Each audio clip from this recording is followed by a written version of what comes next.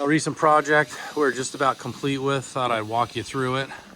We've got new turf. As you can see, like always, seams are invisible. This wall is the Melville tandem wall, Riviera color with a charcoal cap. We got these little nubs for plants that are just starting to sprout. And then back here we have concrete.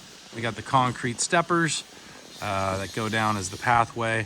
We've got two different types of rock in here mixed together.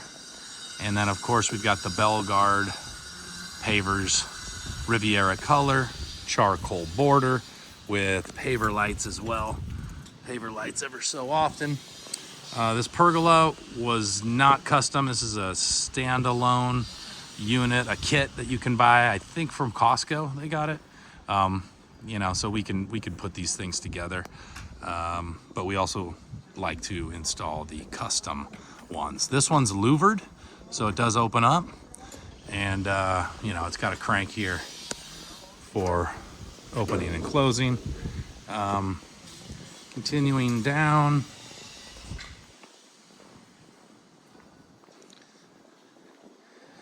got porcelain California room. You've got more pavers, more turf, of course, and then you've got the beautiful Buddha pedestal and statue with the lights going to it.